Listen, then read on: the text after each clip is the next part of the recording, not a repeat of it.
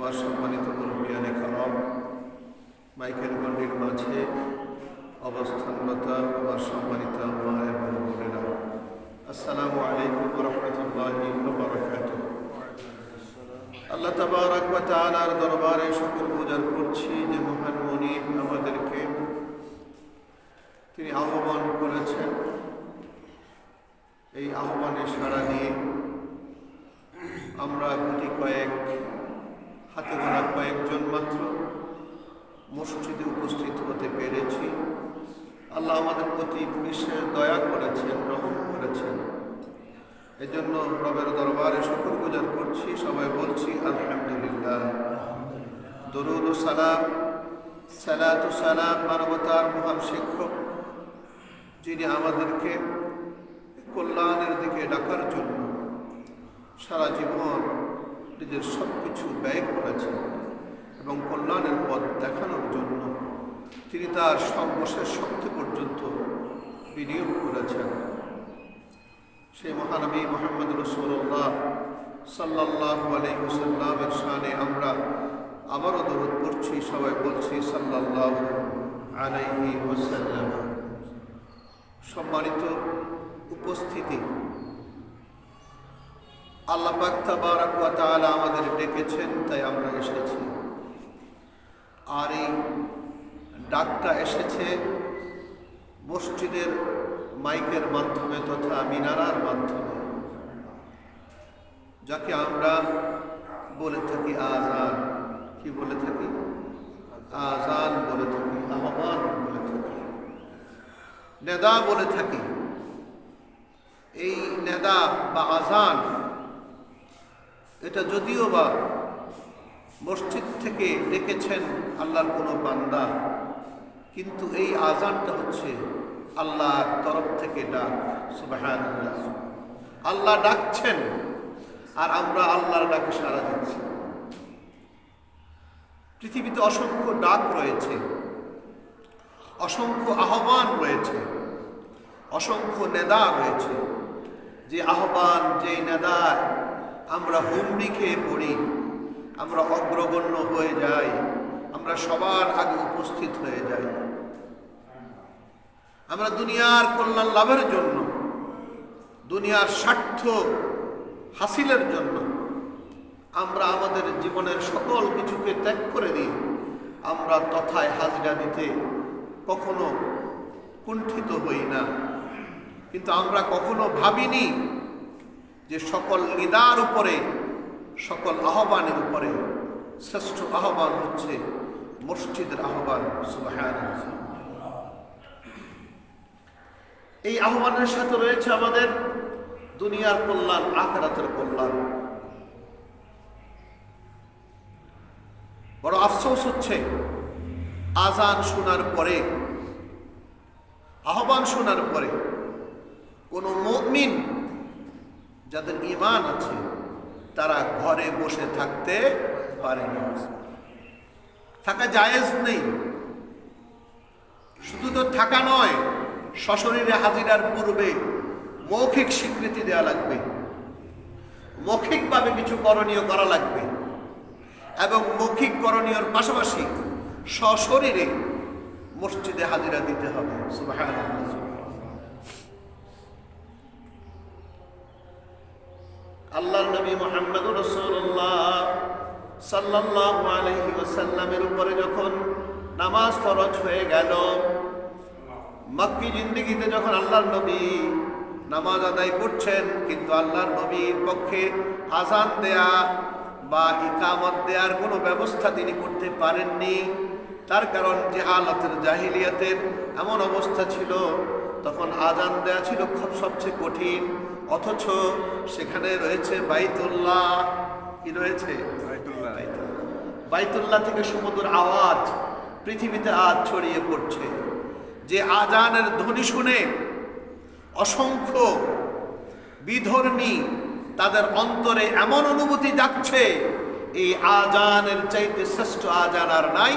তারা কনভার্টেড হয়ে মুসলমান হচ্ছে।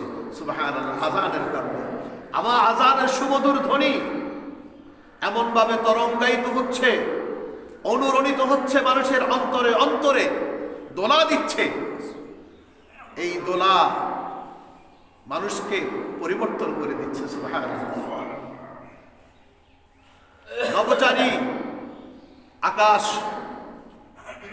আকাশে গিয়েছে, আর সেখানে শুনতে পেয়েছে আযানের ধ্বনি। সুবহানাল্লাহ।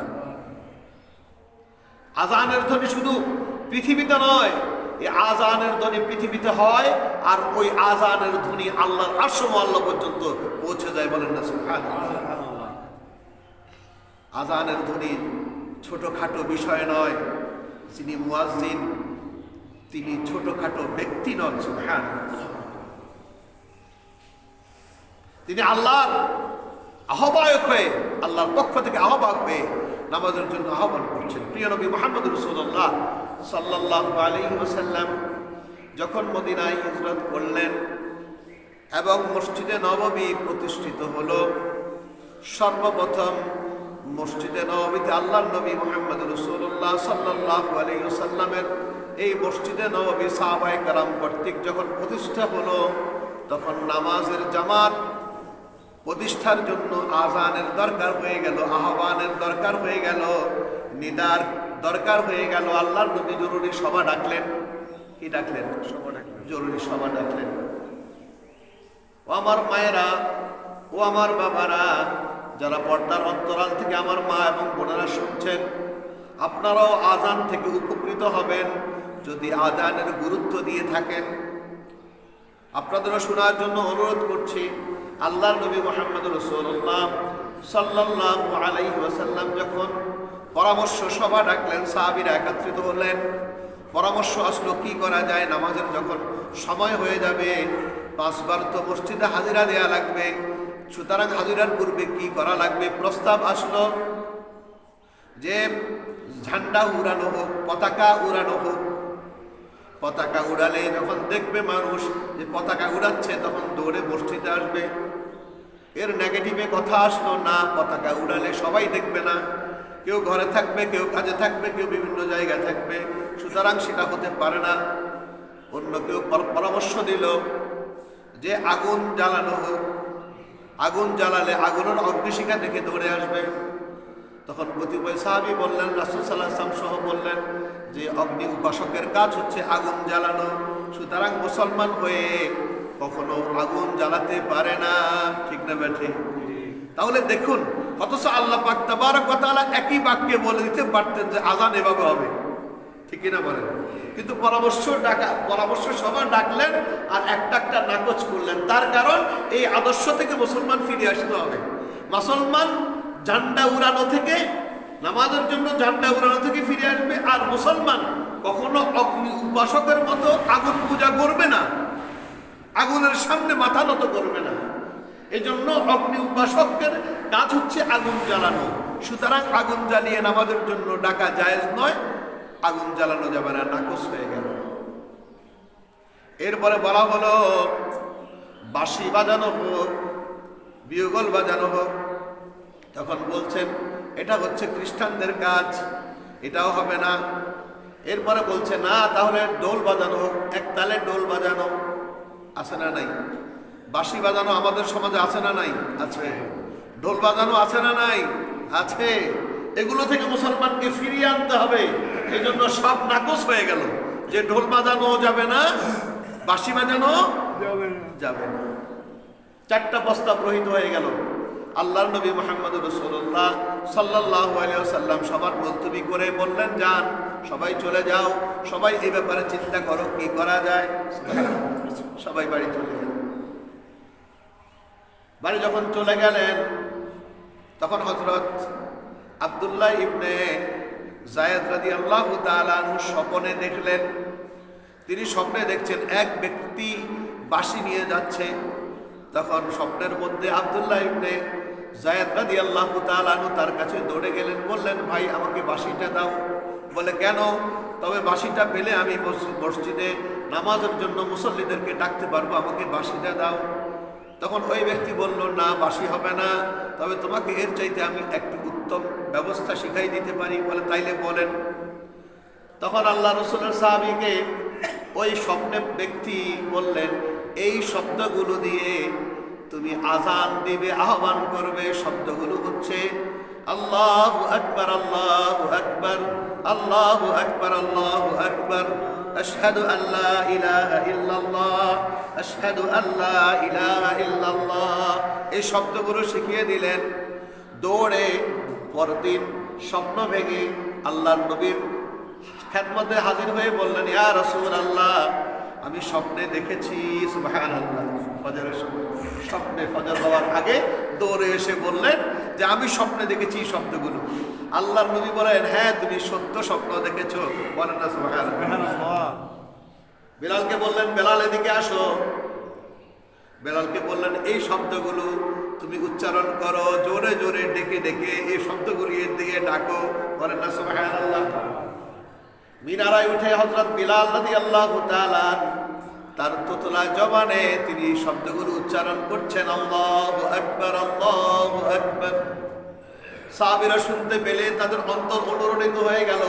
দৌড়ে হযরত ওমর রাদিয়াল্লাহু তাআলা দৌড়ে এসে আল্লাহর নবীর খেদমতে বললেন, ইয়া রাসূলুল্লাহ, আল্লাহর কসম আমি এই শব্দগুলো স্বপ্নে দেখেছি। বলেন না সুবহানাল্লাহ। ওই রাত্রিতে আল্লাহর নবীর 14 জন সাহাবী এই আযানের শব্দগুলো শুনেছেন, দেখেছেন। বলেন না সুবহানাল্লাহ। কয়জন? 14 জন। 14 জন। আল্লাহর নবী সত্যায়ন করলেন, হ্যাঁ এটা সত্য স্বপ্ন। তার মানে এটা ওহী হয়ে গেল। কি হয়ে গেল? ওহী। আল্লাহর তরফ থেকে ওহী, আল্লাহর তরফ থেকে পাঠানো আহ্বান। আল্লাহ বলছেন আমাকে আমার বড়ত্ব বর্ণনা করো। আল্লাহু আকবার, আমার বড়ত্ব বর্ণনা করো। আল্লাহু আকবার এমন একটা ধ্বনি, যে ধ্বনির কারণে মুমিনের অন্তরের ঈমান বেড়ে যায়। কি বেড়ে যায়? ঈমান বেড়ে যায়। ইযা যুকিরাল্লাহু ওয়াজিলাত কুলুবুহুম।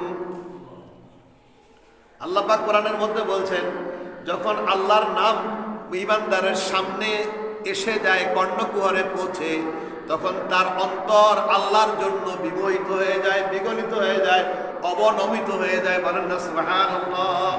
আল্লাহু আকবার ধ্বনি শুনলে কোন মুসলমান ঘরে থাকতে পারে না। এমন একটা শব্দ, এমন একটা ধ্বনি, এমন তাকবীর, যে তাকবীরের কারণে বাতিল শক্তি যুগ যুগ ধরে তাদের সকল শক্তি খর্ব হয়ে গেছে, তাদের সকল অসমর অস্ত্র বুলণ্ঠিত হয়ে গেছে এই তাকবীর ধ্বনির কাছে। বলেন না সুবহানাল্লাহ। এটা ঈমানদারের অস্ত্র। ঈমানদারের শ্রেষ্ঠ অস্ত্র হচ্ছে আল্লাহু আকবার।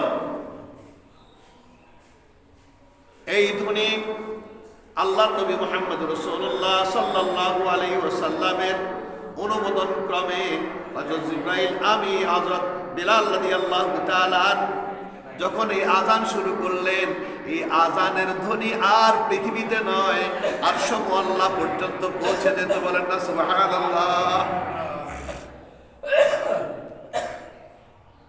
এই আহ্বান কার আহ্বান? আল্লাহর আহ্বান। কার আহ্বান? আল্লাহর আহ্বান। সুবহানাল্লাহ, সুবহানাল্লাহ। ও আমার ভাইয়েরা, বাবাজিরা, মায়েরা, বোনেরা, আযান ধ্বনি যখন আসবে, কর্ণকুহরে আসবে, তখন অন্তর নরম হয়ে আল্লাহর সিজদার জন্য তৈরি হয়ে যাও। আল্লাহর কাছে মাথা নত করার জন্য তৈরি হয়ে যাও। তোমার হাতের কাজ ছেড়ে দাও, তোমার ব্যবসা ছেড়ে দাও, তোমার কর্ম ছেড়ে দাও, তোমার মাঠ ঘাটের যে কাজ আছে তা ছেড়ে দাও। যেহেতু আল্লাহর বড়ত্বের ধ্বনি তোমার কর্ণকুহরে পৌঁছেছে। তোমার স্মরণ নেই যখন তুমি দুনিয়াতে আগমন করেছ, তখন ছোট অবস্থায় তোমার কানে কোনো ধ্বনি পৌঁছার আগে তখন তোমার কোনো আত্মীয়, তোমার কোনো আপনজন, কোনো মৌলভী সাহেব, কোনো মুয়াজ্জিন সাহেব তোমার ডান কানে আযান দিয়েছে এবং বাম কানে ইকামা দিয়েছে। সুবহানাল্লাহ। তোমার কর্ণকুহরে পৌঁছিয়ে দিয়েছে আযানের ধ্বনি, ইকামতের ধ্বনি। ঠিক না বেটে? আযান এমন একটা ধ্বনি, যেই ধ্বনিটা অনুরণিত হচ্ছে আকাশে বাতাসে, সব জায়গা উতরিয়ে আল্লাহর আরশ মুআল্লা পর্যন্ত পৌঁছে যাচ্ছে। এটা মুসলমানদের জন্য আল্লাহর তরফ থেকে দেয়া সর্বশ্রেষ্ঠ নিয়ামত। সুবহানাল্লাহ। আল্লাহ পাক তাবারাক ওয়া তাআলা সূরাতুল মায়েদার 58 নম্বর আয়াত পঞ্চম সূরাতে আল্লাহ পাক বলছেন, যেটা আমি বলেছি, তেলাওয়াত করেছি, ওয়া ইযা নাদাইতুম ইলাস সালাতি ইত্তাখাযুহা হুজুওয়ান ওয়া লাইবা যালিকা বিআন্নাহুম কাওমুন লা ইয়াকিলুন। যখন আযানের ধ্বনি সর্বপ্রথম শুরু হলো, তখন মসজিদের মিনার থেকে আযানের ধ্বনি শুনতো, তখন আযান বিরোধীরা আযানকে কটাক্ষ করত। কি করত? আযানকে কটাক্ষ করত। হুজুওয়ান ওয়া লাইবা, ঠাট্টা, বিদ্রূপ, তিরস্কার, ব্যঙ্গ সবকিছু করতো আযান নিয়ে। আল্লাহ পাক বলছেন, তোমরা যখন আযানের ধ্বনি দিতে, যখন মানুষকে আযানে নামাজের জন্য ডাকতে, না দাইতুম ইলাস সালাতি ইত্তাখাযুহা, তারা এটাই গ্রহণ করত, হুজুওয়ান ওয়া লাইবা, এটা মনে করত তারা ঠাট্টা বিদ্রূপ করত, টিটকারি করত। এটা কেন? যালিকা বিআন্নাহুম কাওমুন লা ইয়াকিলুন, একমাত্র তারাই এটার ব্যাপারে ঠাট্টা বিদ্রূপ মশকরা করতে পারে যাদের কোনো জ্ঞান নাই, যাদের কোনো বুঝ নাই, যাদের কোনো জ্ঞান নাই, যাদের কোনো বুঝ নাই। এই আযানের বিরুদ্ধে আমাদের দেশেও এক শ্রেণীর লোক, তারা প্রতিবাদ তুলে কি তুলে না? বলেন, তুলে কি তুলে না? তারা বলে আযানের ধ্বনির সাথে তারা খদ্দের আওয়াজের তুলনা করে। বলেন না নাউজুবিল্লাহ। খদ্দের আওয়াজ মানে হচ্ছে সেই সব পাপাচারী নারী যাদের কর্ম হচ্ছে যৌনতা বিক্রি করা, তারা যখন রাস্তায় দাঁড়িয়ে তাদের খদ্দেরকে, তাদের ব্যক্তিদেরকে ডাকে, ওই ডাকের সাথে তুলনা করেছে। বলেন না নাউজুবিল্লাহ। যুগ যুগ ধরে আমাদের এদের নাম আবার মুসলমান, এদের নাম মুসলমান। দেখা যাবে এদের কেন আযানে কামা দেওয়া হয়েছিল, দেখা যাবে এদের জানাজাও হয়, কিন্তু তারাই আযানের বিরোধিতা করে। তারা বলে আযান হবে শুধুমাত্র সাউন্ড বক্সের মাধ্যমে। আছে না নাই এমন? লাউডলি আযান হবে না, মাইকে কোনো আযান দেওয়া যাবে না, লাউডলি ছোট্ট করে দাও। এমনকি এমনও সময় গিয়েছে, খেলার সময় আমাদের দেশে আযান দেয়া বন্ধ করে দিয়েছে। ঠিক কিনা বলেন? খেলা হচ্ছে, খেলার আওয়াজ, খেলা এই আওয়াজে নষ্ট হবে খেলা, এই জন্য আযান বন্ধ, ছোট্ট করে আযান দিবে স্পিকারের মধ্যে। বলেন না নাউজুবিল্লাহ। আল্লাহু আকবার। আযান বন্ধ হবে না, এই আযান চলবে। যারা বন্ধ করেছো, যুগ যুগ ধরে বন্ধ করার চেষ্টা করেছো, তোমাদের জীবন শেষ হয়ে যাবে, তোমাদের জীবনের নিঃশ্বাস বন্ধ হয়ে যাবে। ঠিক কিনা বলেন? আযান বন্ধ হবে না। আযান এমন একটা বিষয়, এমন একটা শব্দ, এমন শব্দমালা, যে শব্দমালার মধ্যে মুসলিম জাতির জন্য কল্যাণ নিহিত রয়েছে। যে কল্যাণের কথা আল্লাহ পাক তাবারাক ওয়া তাআলা বলেছেন, হাইয়া আলাস সালাহ, হাইয়া আলাল ফালাহ, নামাজের দিকে আসো। আর নামাজের দিকে আসা শুধু নামাজ নয়, কল্যাণের দিকে আসো। বলেন না সুবহানাল্লাহ। হাইয়া আলাল ফালাহ শব্দের অর্থ কি? কল্যাণের দিকে আসো। কিসের দিকে আসো? কল্যাণের দিকে। তোমার জীবনে কি কল্যাণ চাও? কল্যাণের দিকে আসো। তোমার দুনিয়াবীর কল্যাণ চাও? কল্যাণের দিকে আসো। আখিরাতের কল্যাণ চাও? কল্যাণের দিকে আসো। তোমার কোন কল্যাণ চাও? কল্যাণ চাইতে হলে তোমরা এই আযানের ধ্বনি শুনে মসজিদে আসো। মসজিদে কল্যাণ বিতরণ হবে, মসজিদের রহমতের জায়গা, এখান থেকে কল্যাণ বিতরণ হবে। বলেন না সুবহানাল্লাহ।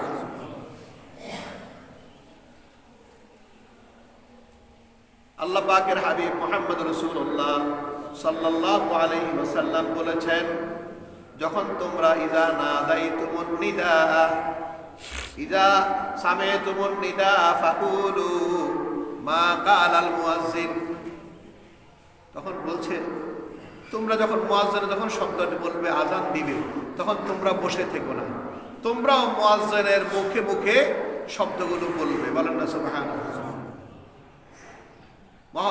মুয়াজ্জিন যখন বলবেন আল্লাহু আকবার, তোমরাও আল্লাহু আকবার বলবে।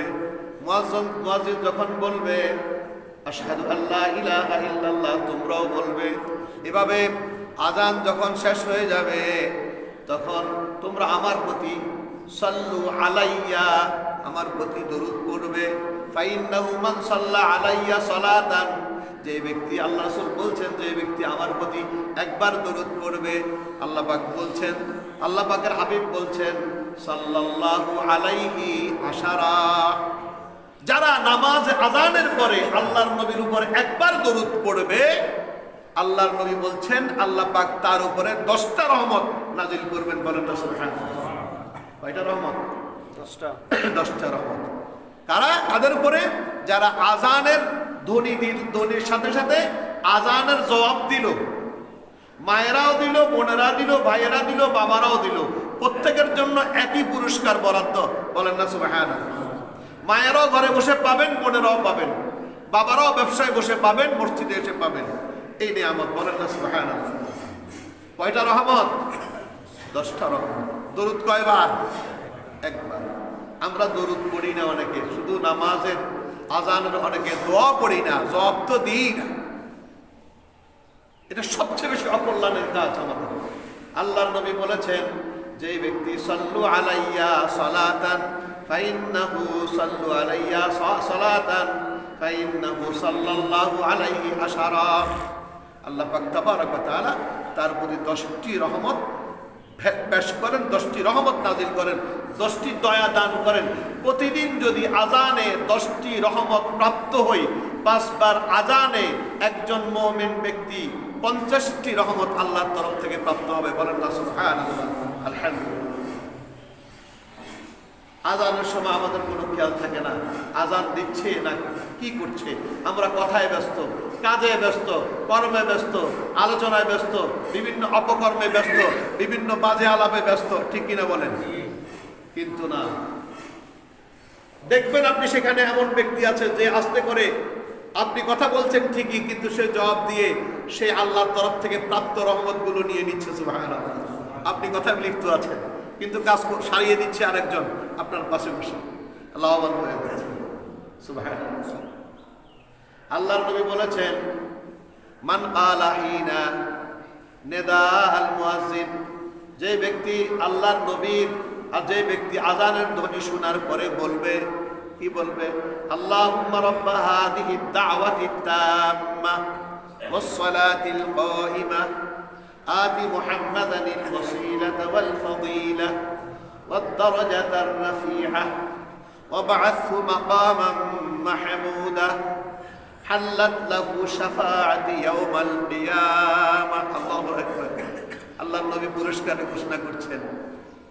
আল্লাহর নবী বলছেন, যে ব্যক্তি আযান শোনার পরে দরুদের পরে এই দোয়াটুকুন পড়বে, আল্লাহর নবী বলছেন হাল্লাত লাহু শাফাআতি, আমার উপরে ওয়াজিব হয়ে যাবে, হল হয়ে যাবে, আমার উপরে দায়িত্ব হয়ে যাবে কিয়ামতের ময়দানে তার জন্য সুপারিশ করা। বলেন না সুবহানাল্লাহ।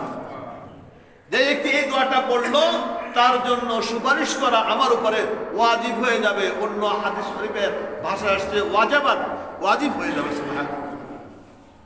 আল্লাহর নবীর সুপারিশে ছাড়া কিয়ামতে কেউ নিষ্কৃতি পাবে না।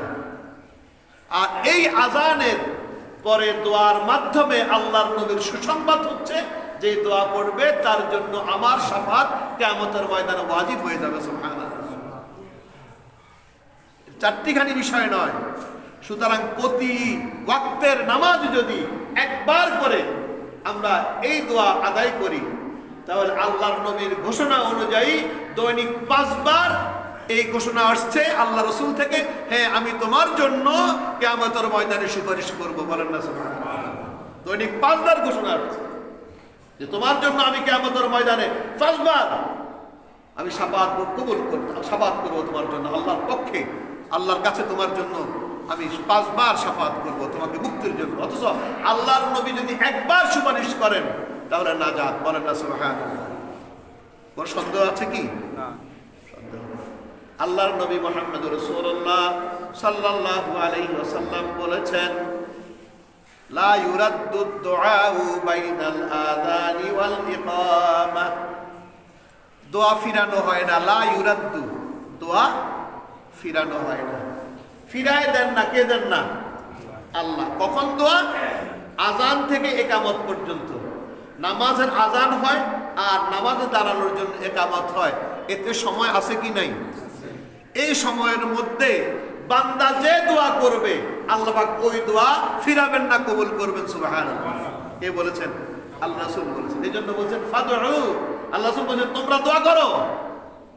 দোয়া শুধু এটা নয়, শুধু যেটা দোয়া শিখাইতে শুধু এটা নয়, এটার পাশাপাশি তোমার যত দোয়া লাগে, যত তোমার প্রাপ্তির দরকার, যত তোমার অভাবের দরকার, যত তোমার সুস্থতার দরকার, যত তোমার অভাব আছে সবকিছু আল্লাহর দরবারে পেশ করো। বলেন না সুবহানাল্লাহ। তার কারণ এই সময়ের দোয়া ফিরানো হবে না, আল্লাহ কবুল করে নেবেন। লা ইউরাদ্দু দাওয়া, অন্য হাদিসে দাওয়াত মিস হবে না, দোয়া মিস হবে না, আল্লাহ কবুল করবেন। সুবহানাল্লাহ। দেখুন তো এত বড় নিয়ামত আমরা কিন্তু ছেড়ে আসতেছি, আমরা অনেকের খবর নাই এই নিয়ামতের।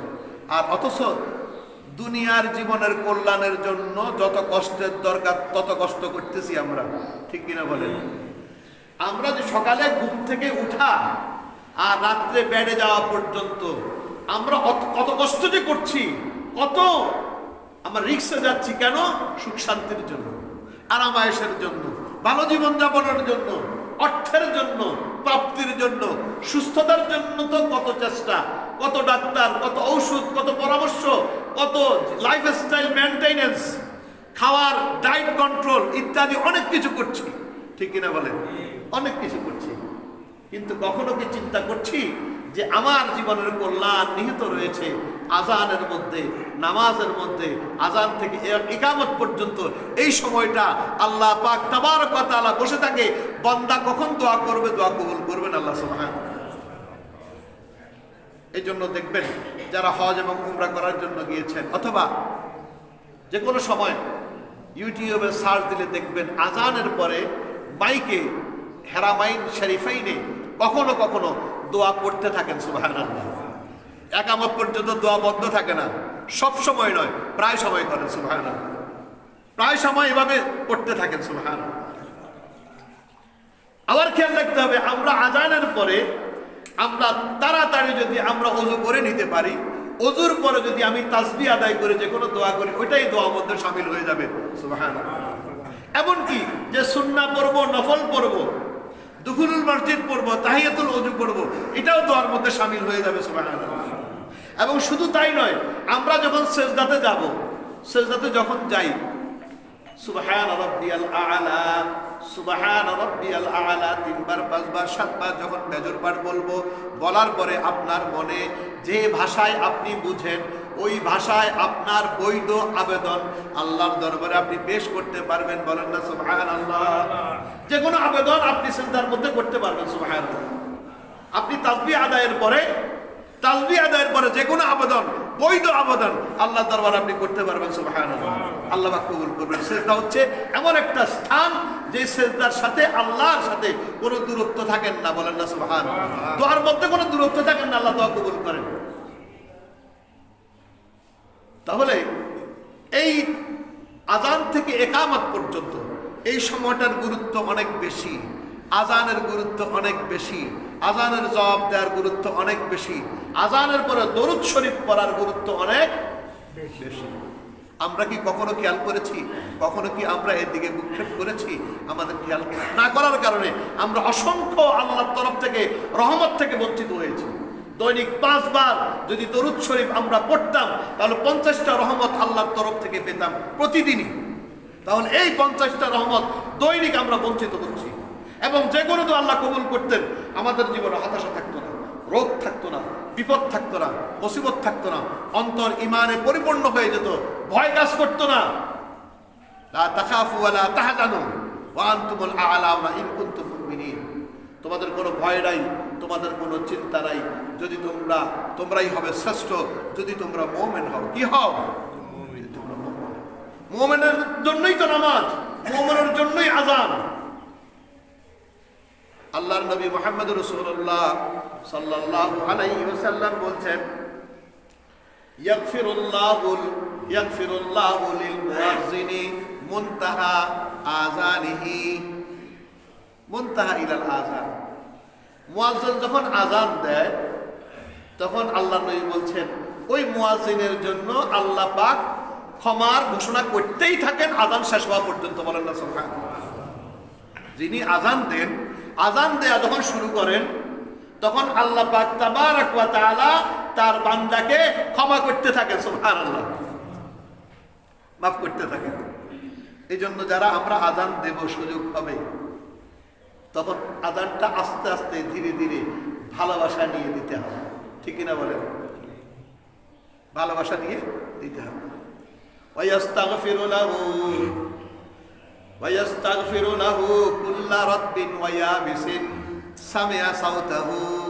আল্লাহর নবী বলছেন শুধু তাই নয়, আল্লাহর নবী এটাও ঘোষণা করছেন পৃথিবীতে যত জড় এবং জীব রয়েছে, শুষ্ক এবং আর্দ্র বিষয় রয়েছে, বস্তু রয়েছে, অর্থাৎ শুকনা জিনিস আর ভিজা জিনিস যা আছে, যাদেরকে আমরা বলবো জড় পদার্থ এবং জীব পদার্থ, জড় এবং জীব যা আছে প্রত্যেক বস্তু ওই আজান যিনি দেন মুয়াজ্জিনের জন্য দোয়া করতে থাকেন, বলেন না সুবহানাল্লাহ।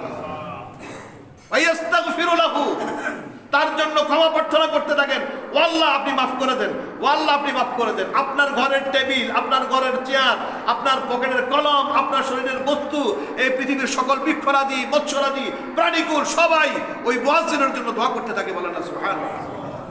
কি বলেছেন মুহাম্মদুর রাসূলুল্লাহ সাল্লাল্লাহু আলাইহি ওয়াসাল্লাম, দোয়া করতে থাকেন।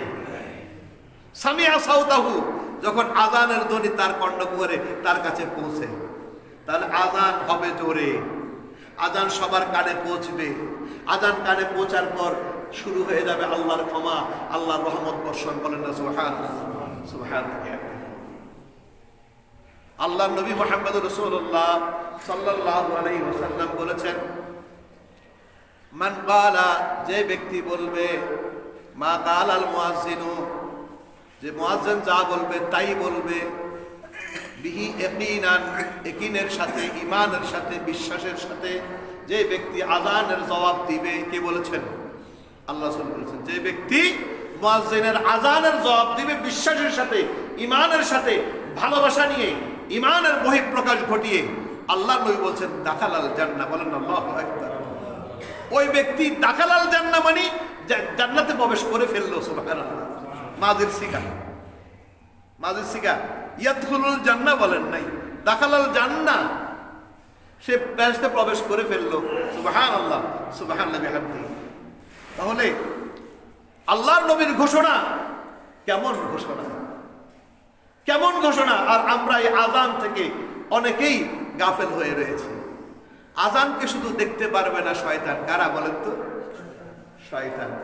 عن أبي هريرة رضي الله تعالى عنه قال أن النبي صلى الله عليه وسلم قال, হযরত আবু হুরায়রা রাদিয়াল্লাহু তাআলা আনহু বর্ণিত, আল্লাহ রাসূল বলছেন, ইযা নুদিয়া ইলাস সালাতি আদবারাশ শাইতান ওয়ালাহু ইউদারুন হাত্তা লা ইয়াসমাআল আযান আও কামা ক্বালা আলাইহিস সালাতু ওয়াস সালাম। আল্লাহর নবী বলছেন, যখন মুয়াজ্জিন মিম্বারে আযান দেয়, আযানের শব্দ শোনার সাথে সাথে শয়তান, আদবার শয়তান দৌড়তে থাকে, বলেন আল্লাহু আকবার। কে দৌড়তে থাকে? শয়তান।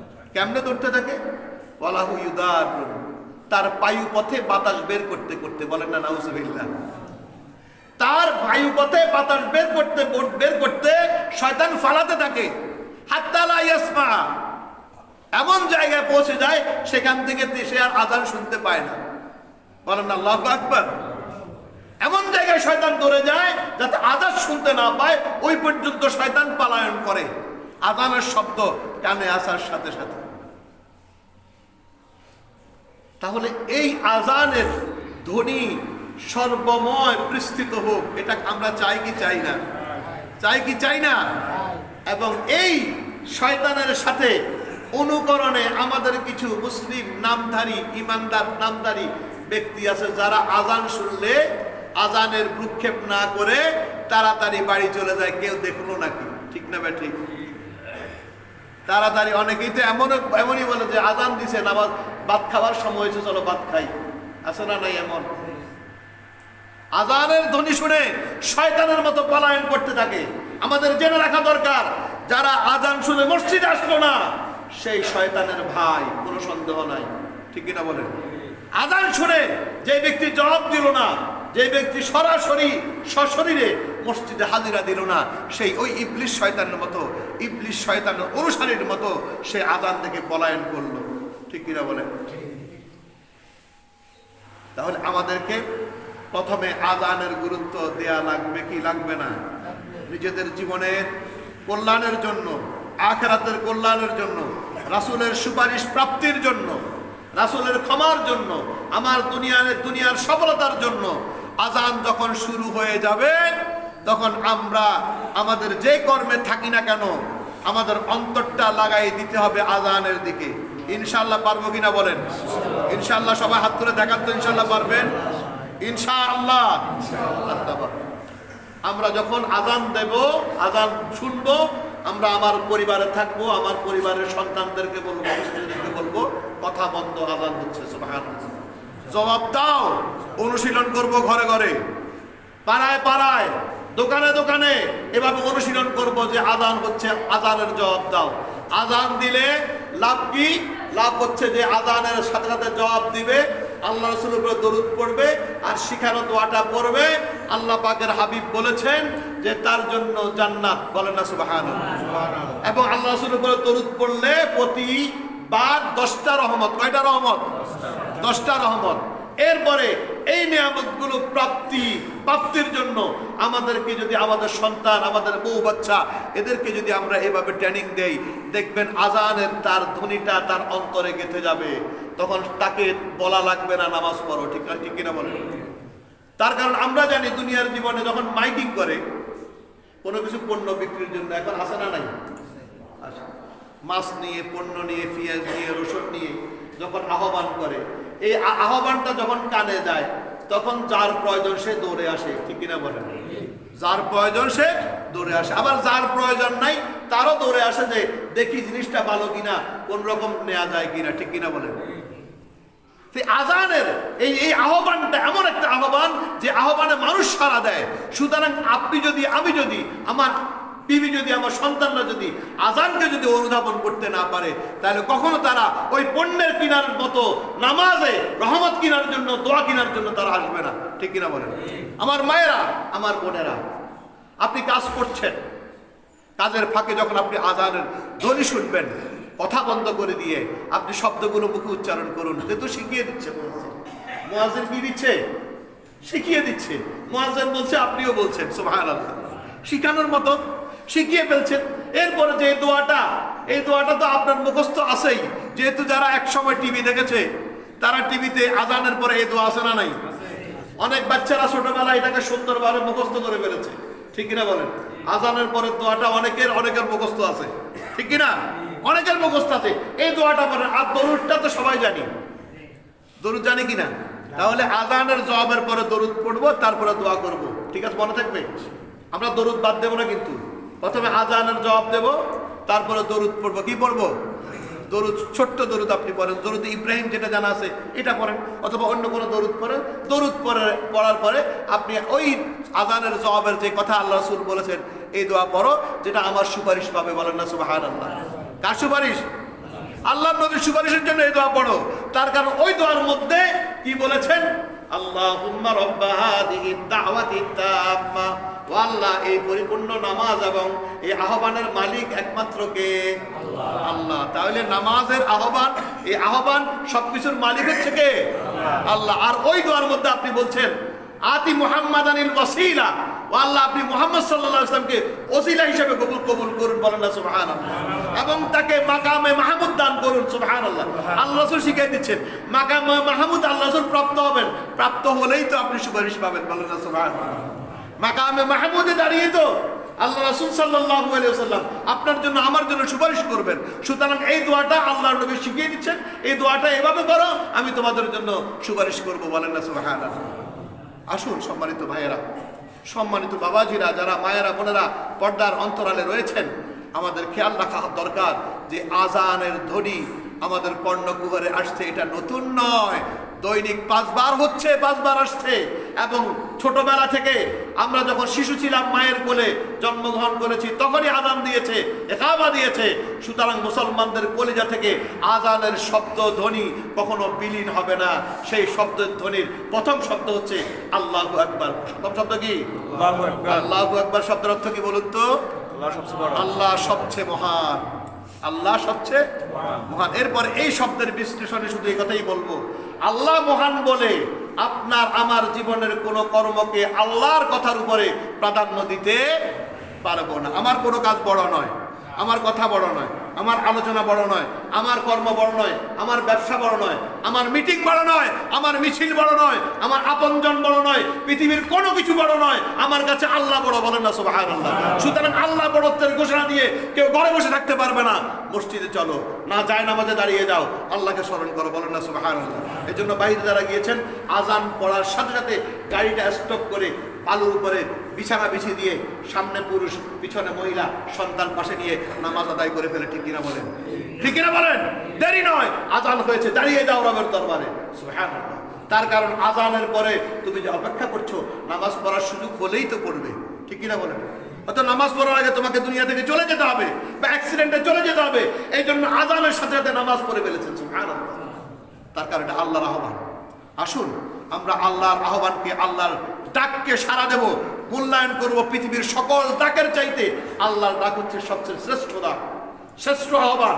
এই আহ্বান যখন আল্লাহ পাক ডাকবেন, ইয়া আইয়াতুহান নাফসুল মুতমাইন্না ইরজিই ইলা রাব্বিকা রাদিয়াতাম মারদিয়া, মৃত্যুর সময় আল্লাহ ডাক দিবেন, আসো আমার প্রিয় বান্দা, আমার রাজামন্দির দিকে আসো। কে ডাকবেন? কে ডাকবেন? আল্লাহ। আল্লাহ ডাকবেন। আল্লাহর ডাকে সাড়া দেন, আল্লাহ আমাদের ডাকবেন।